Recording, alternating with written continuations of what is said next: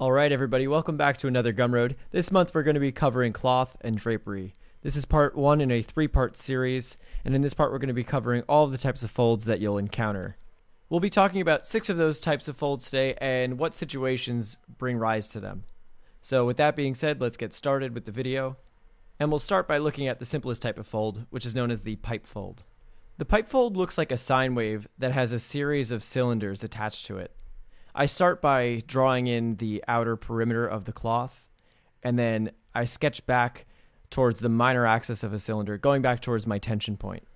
If at this point you're having a little bit of trouble with circles and ellipses, I would suggest going back to my Intro to Dynamic Sketching video where I cover all of those things.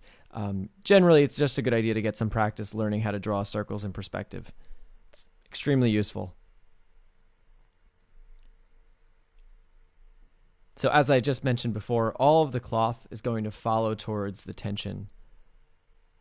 So here you can see there's somewhat of a modification of those cylindrical shapes, right? In this instance, since we're pulling the cloth in a singular direction, all of those lines that were initially following the minor axis are going and being pulled up.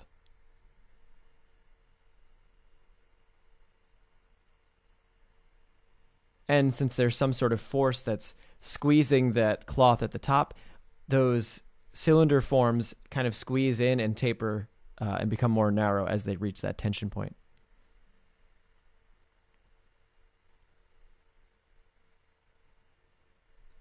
Now I'm going to be drawing an old English coat, maybe from an 1800s type of coat, and you'll see that the tension point in this case is going to be the shoulders, and each of these folds that is coming off the shoulder garment there is creating this sort of cylindrical shape.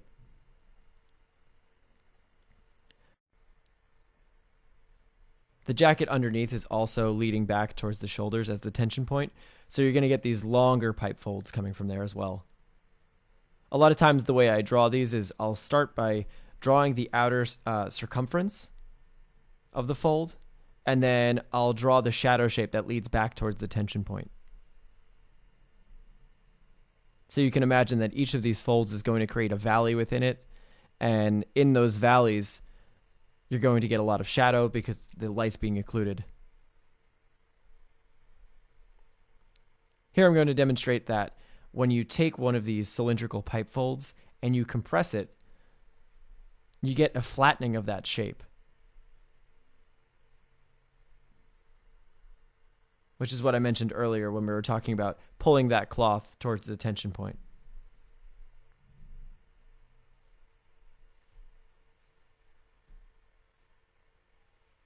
The other thing that's happening here is if we take one of those pipe folds and we press it up against the floor, we have another force that's acting on it aside from that compression, and that's compression from the force of the floor up on the cloth. And that will cause it to bunch up in a half-lock fold, which we'll cover later on. And once again, as I mentioned, I always follow the edge of the cloth and then lead that back towards my tension point.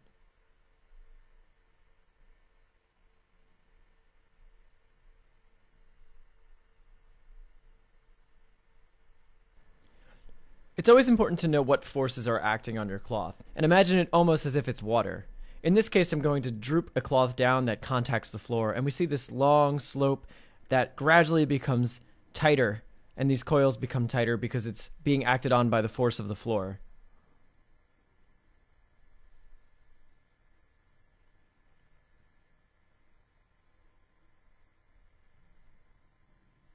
So the cloth has two forces acting on it, the force of gravity pulling it down, and then the force of the floor pushing back up. Another type of one tension point fold that we see is the drop fold. It's similar in nature to the pipe fold, but each of the forms that are created are conical. And while you'll tend to see pipe folds on things like dresses and curtains, you'll see drop folds more on capes and things that are dangling down. If we hold this square cloth from one of the corners so that it creates a diamond shape, what we see is that the sides of the cloth are pulled down by the force of gravity, and each of those conical depressions leads back to that singular tension point. The outer perimeter winds down until it reaches that bottom corner.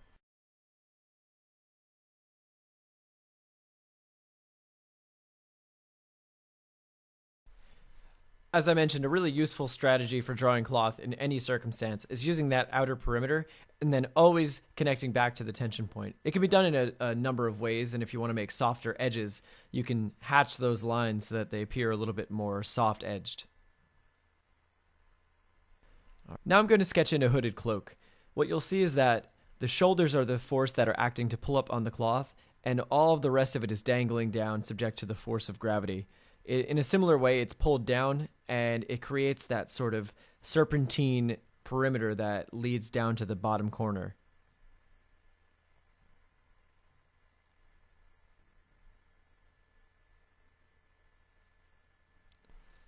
Make sure that you stay aware of what side of the cloth that you're going to see. As it twists away from you, you'll end up seeing the backside. And it's always good to work with reference, study from clothed models, anything that you can get your hands on.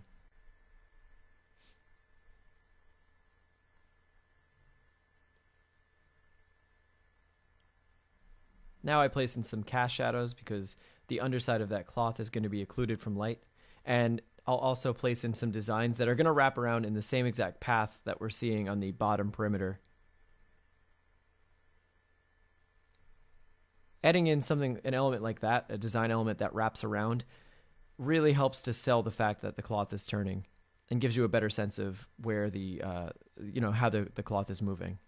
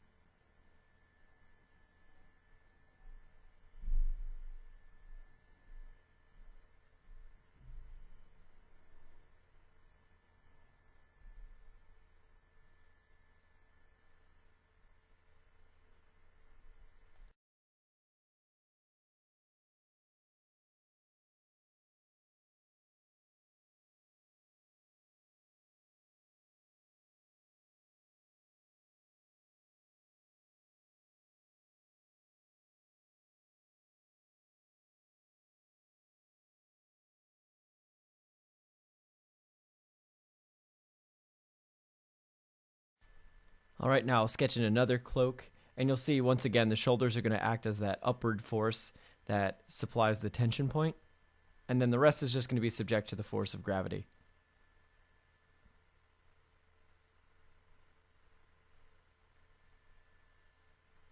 I'm adding in some cast shadowing to show that it's overlapping.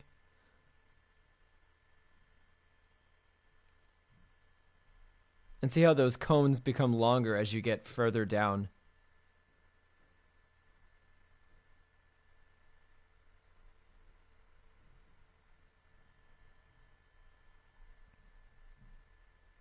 Once again, starting by drawing that outer perimeter and then connecting back to the tension point.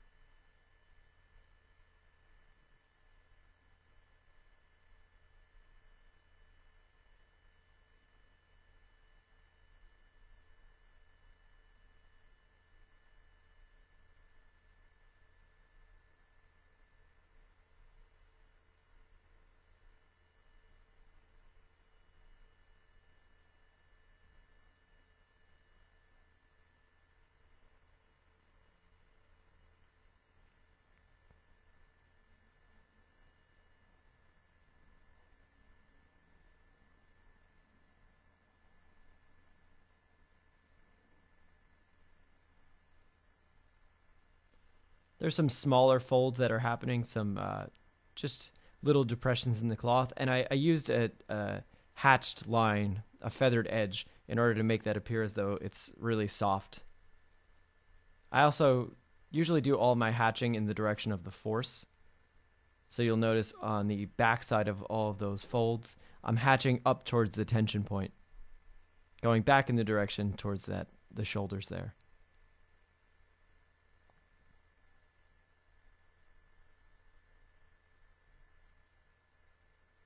Remember that it's really important to understand the structure of the anatomy first before jumping into cloth. So if you want, if you're having trouble with that, understanding the forms that are underlying these clothes, make sure that you check out my anatomy series first or some other anatomy book or video. You want to be comfortable drawing characters first before jumping into this.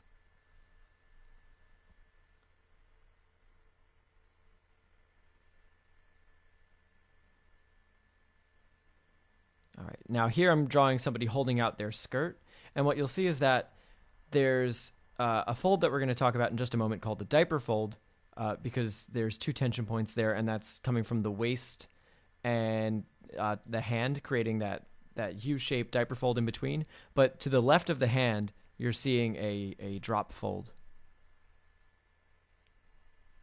There's a bunch of other circumstances in which you'll see these types of folds, and we'll go into that into the next video. We're going to go into more obscure scenarios.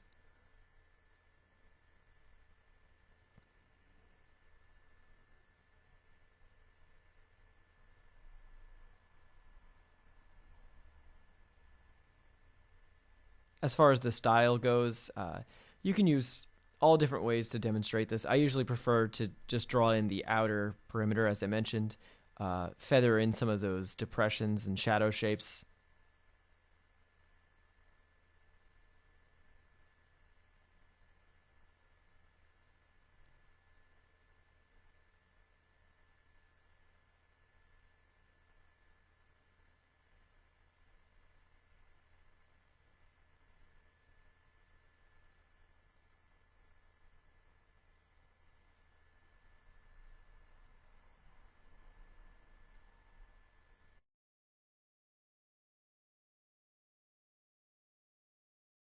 All right, let's talk about a situation where we have two tension points. This creates a fold that's known as the diaper fold. I tend to describe this fold as having the appearance of the letter U in a series of descending U shapes that get steeper and steeper in slope. The diaper fold has three forces acting on it: the force of gravity pulling it down, and two forces that are pulling it up, which creates that U shape between it. However, if we go left of the left tension point, that cloth is only experiencing two forces, which is the downward force of gravity and the upward force of the shoulder. So it creates a drop fold. And so you're going to see this on either side. On the right shoulder, you'll see drop folds to the right, and in between, you'll see those diaper folds.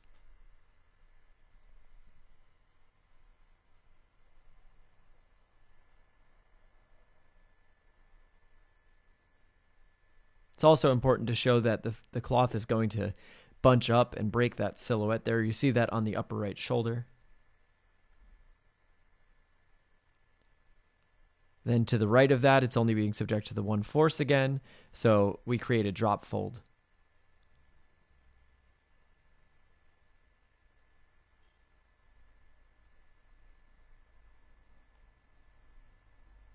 In here on the cloak, there's some other folds that are going on that we're going to talk about known as half-lock folds, and that's coming as a result of taking fabric and compressing it.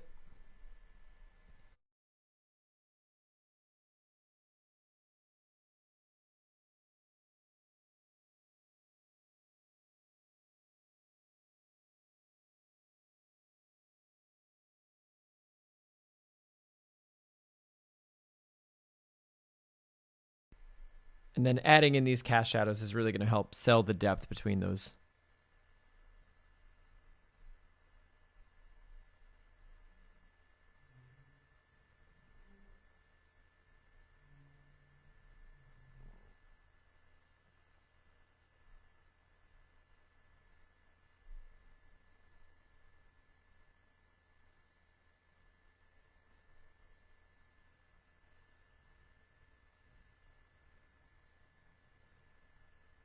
Now emerging from underneath the belt, which is creating another tension point, is a modified pipe fold. As I mentioned, if we add some other forces that sort of squash that cylindrical shape of the pipe fold, they tend to take on different forms, but I would still consider those pipe folds.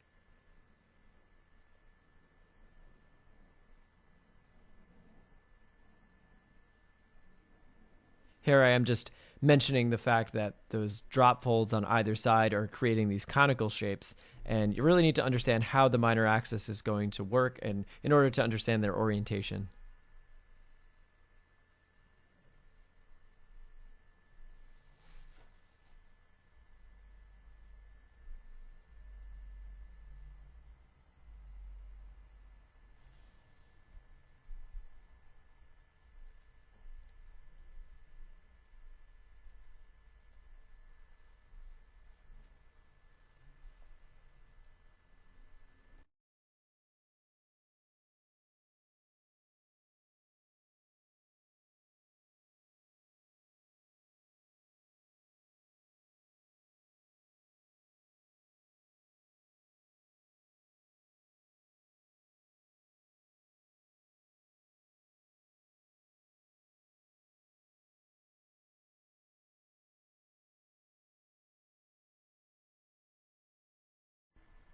All right, now I'm going to sketch in a character, and you'll see that on her dress, she has these diaper folds that are in between on the neckline. Sometimes these folds take on a little bit different form than you would expect, and they get modified and pushed and pulled depending on other forces that are acting on them. But here, once again, we're seeing somewhat of a drop fold to the left of that tension point, and then in between on the neckline, we're seeing this diaper fold occur. So there's the first U shape. I'm adding the depth to that, and then a second U shape. Remember, each of these has volume, so you have to make sure that you add volume to each of those shapes.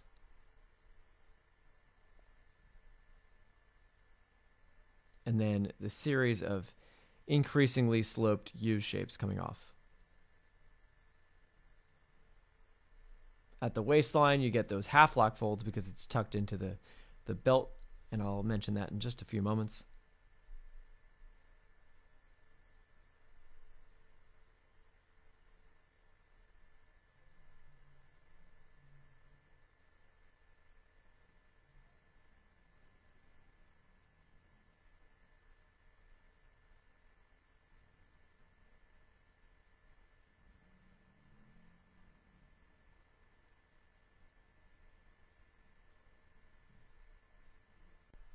And then below the waist belt, we're going to get those pipe folds because all of those, just like a curtain, are leading back to that one tension point.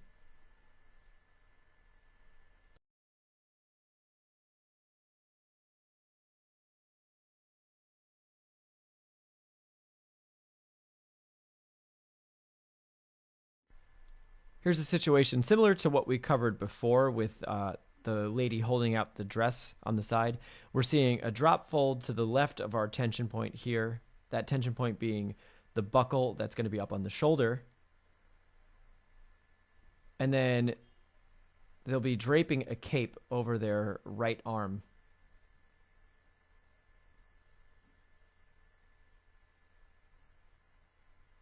There, I'm just sketching in that pattern that's going to be wrapping around.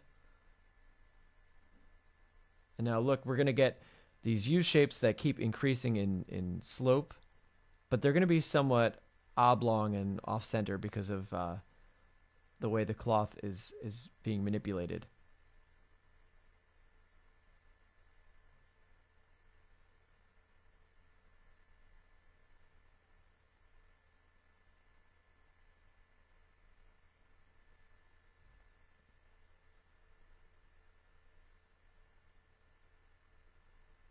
It's going to be bunching up and breaking the silhouette on that right arm.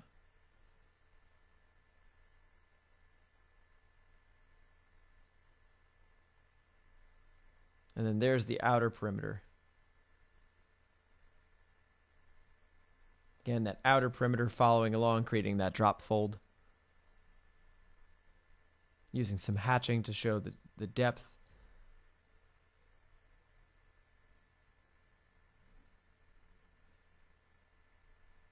It's also really helpful to show that the silhouette is bunching up like I have on the right arm there, which is showing that the cloth is folding over itself.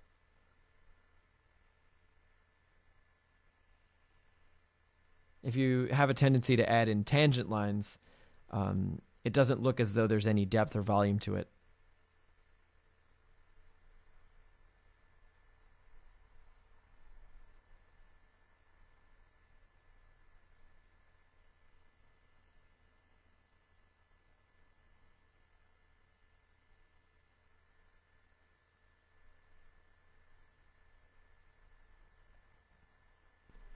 The next type of fold you'll encounter is the spiral fold, which is similar to a pipe fold that is going to be wrapping around a form. You'll see it in instances where somebody twists their arm or sleeve, or if they turn and twist their back. In this instance, we're going to see, actually I'm drawing my girlfriend here, she's turning her body to the right, so all of the tension is going to lead back towards the left shoulder.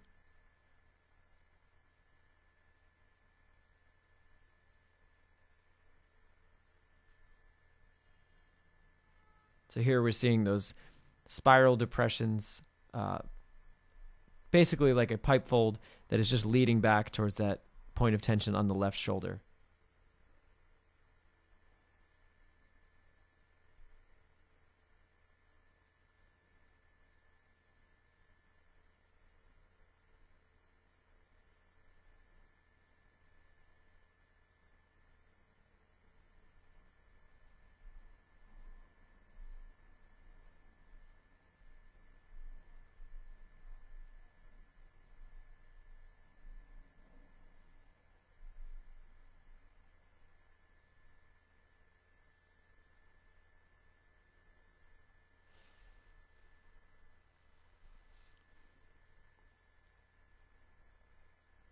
On the lower part of the cloth here, you're getting a fold that's similar to a pipe fold, but it's somewhat modified due to forces pulling forward, so it's making that shape a little less cylindrical.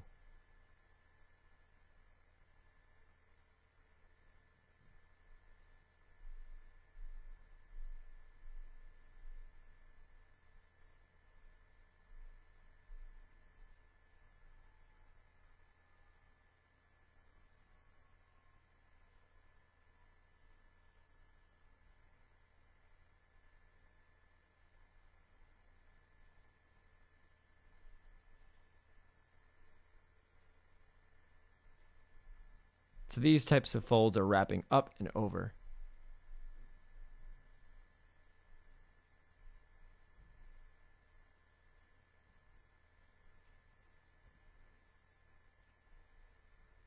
We'll do another sketch in sort of a similar scenario where a twisting of the torso creates spiral folds that lead up to the shoulder.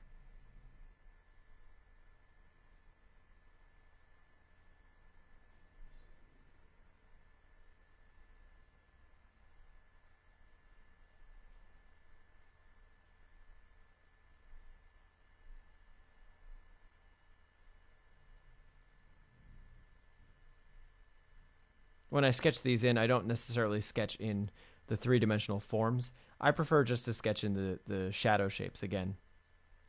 But you can imagine these as cylindrical forms that are pulling up.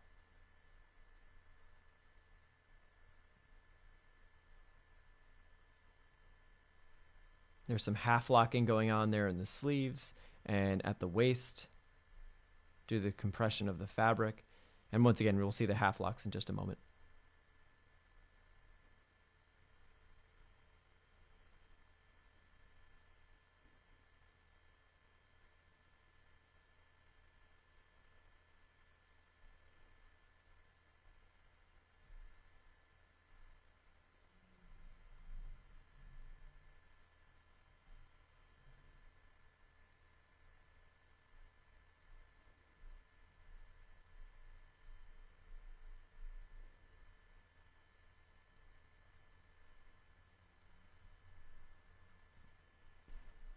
As I mentioned, all of your tension marks radiate outward from that tension point with a spiral fold. We'll draw that scenario I discussed earlier where you're twisting your arm or your sleeve and that pipe fold's going to be wrapping up and over. You'll see that it breaks the silhouette because that pipe fold's actually wrapping itself around.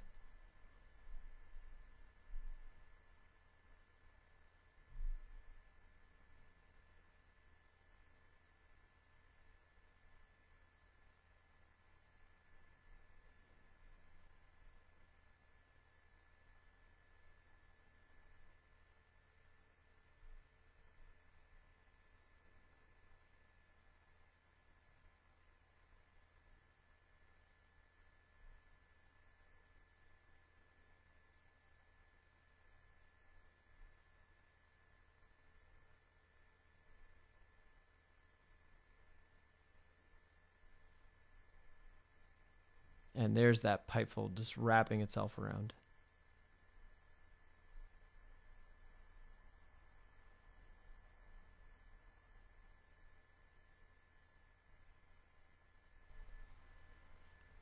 The half-lock fold emerges anytime you take cloth and compress it onto itself. You'll see this in many different situations. We kind of showed it earlier when I showed cloth being subject to gravity and the force of the floor, where the cloth folds over itself. Here you'll see it on the elbow, where the arm bends. The cloth is being stretched over the elbow, and on the inner part of the arm, it's being compressed over and over again. When you have a looser fabric, you're going to get more of these half-lock folds, and you can see them in series over and over again.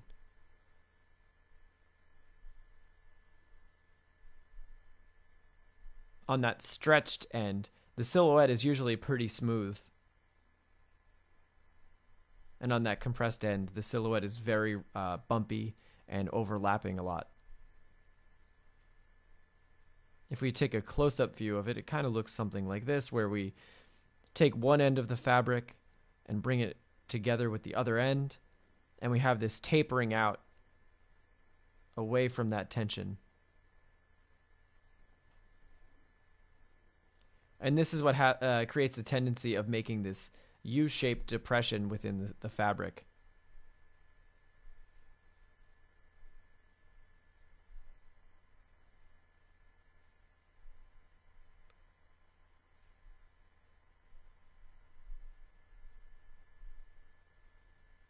So let's sketch some clothes that have this in there. You're going to see it here in the sleeve. He's not entirely bending his hand at a 90-degree angle, but since the fabric is really loose, we get a series of those half-lock folds in there. You have a tendency to see these in the arms, sometimes the armpits. Even at the shoulders, you can see it if the arms are raised over the head.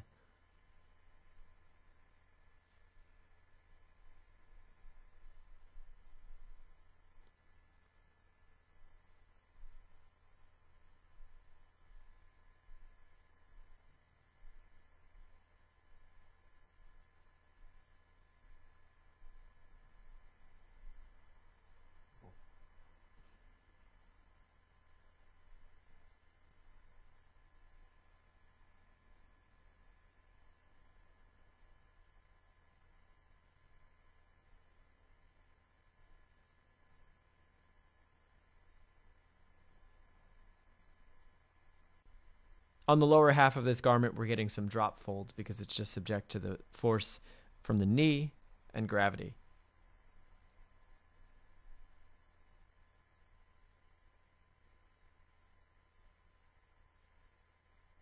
In between the knees, we have some diaper folding occurring, and that's because it's suspended between two tension points.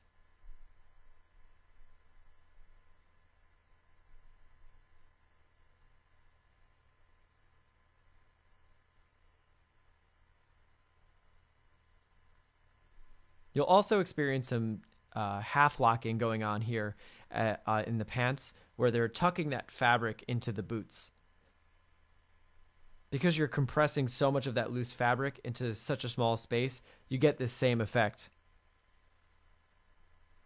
A pretty easy shorthand to think about is that you're going to get these U-shaped depressions. And you kind of see me hatching those in.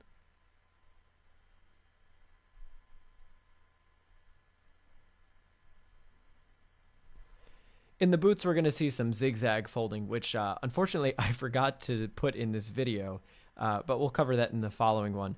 Essentially, you're taking a pipe fold and bending it, and it creates this characteristic zigzag pattern.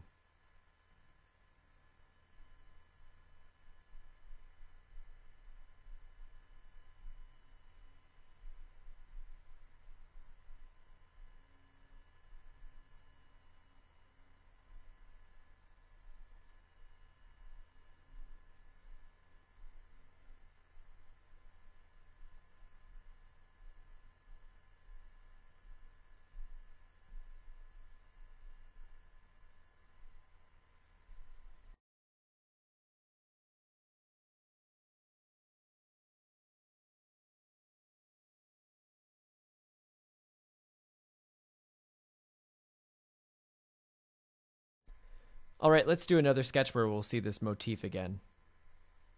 So this is going to be a cloaked figure. He's wearing a hood, and you'll see he's got this waistband where once again you're going to see those half lock folds going into the waist. You'll also see it going into the armpit there. A lot of times fabric gets compressed underneath the arm.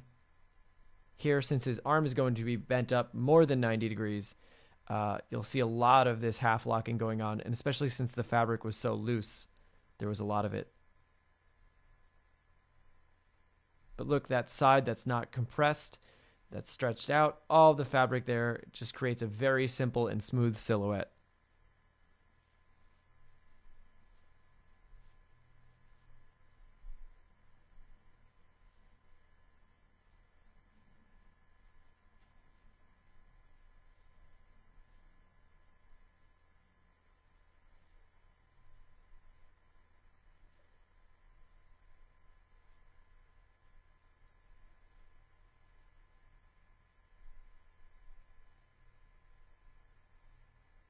Now below the waistband, we're having these half lock folds that are going into the belt that taper out to pipe folds.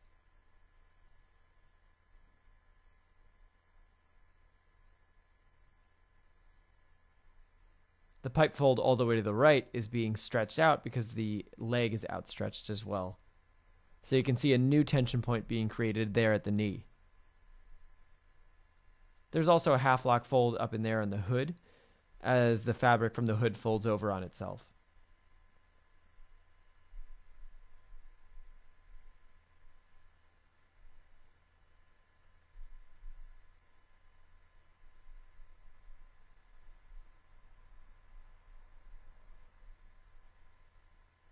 Here you'll see some half locking going on as the fabric bunches up just above the shoe.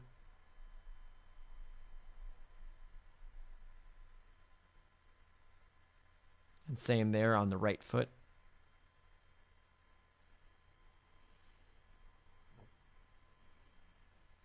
I like to use those heavy cast shadows, so I place that in as well. The last type of fold we're going to talk about today are inert folds. And these are the folds that happen whenever you drape cloth and just put it in some sort of natural state. What ends up happening is that you get a combination of the previous 5 folds that we discussed. And it's usually pretty abstract and somewhat difficult to predict. So the best way of going about studying this one is just by observation and studying from reference. I actually did this just by throwing my some sheets over my futon. It was pretty easy. Just took some pictures and then just sketched from that.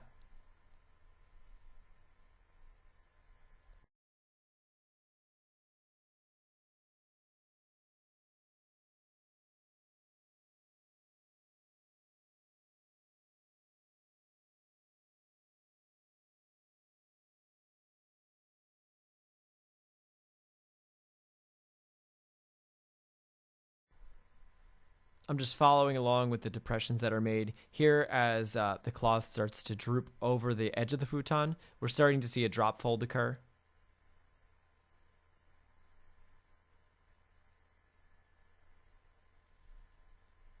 A somewhat of a diaper fold going on here as it's suspended over the couch, but then there's a tension point to the left. It'll start to come together as you see me sketch more and more.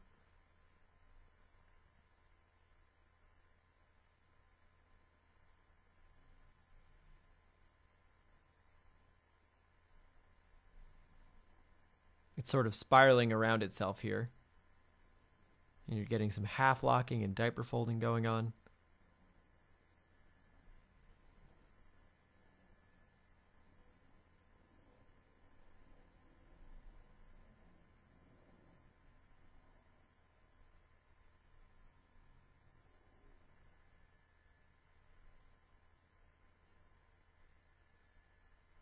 You're seeing all of those drop folds there poking out.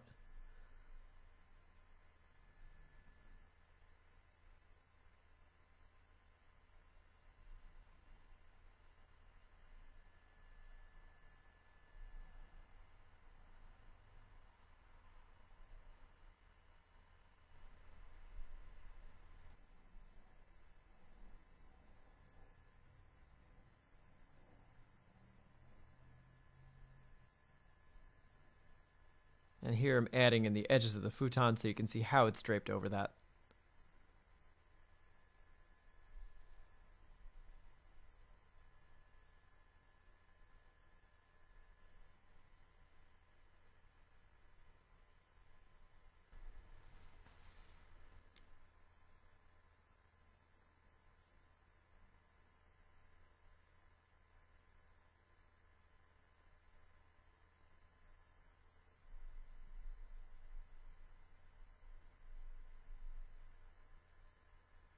And again, as far as mark making goes, I'm always just focused on the shadow shapes that are created. You can try to do this in, more values or breaking it down into more complex shapes of light and dark. But for me, I usually just do, mid-tone shadows, heavy black cast shadows. That's about it.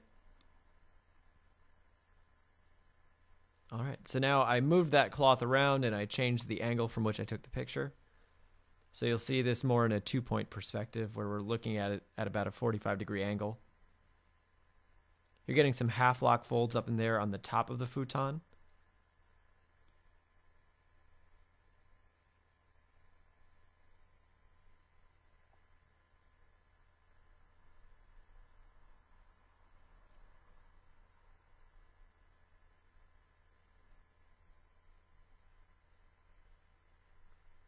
Now we're getting this long fold of this long perimeter of the cloth that's drooping over on the edge of the futon. That's going to create a drop fold.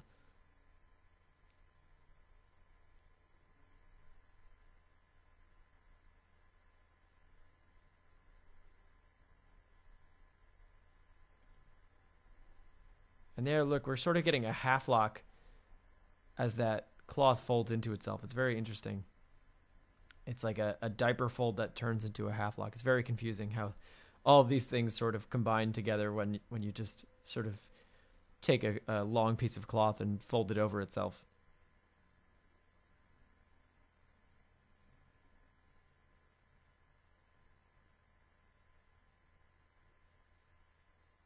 And now more drop folds that are coming from the top of the futon.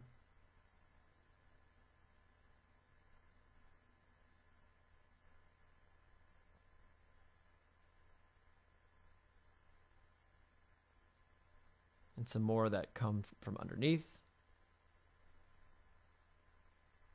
And just pay attention to how the silhouette constantly keeps getting broken. It's really important to show that overlap. Otherwise, it will be difficult to see that volume.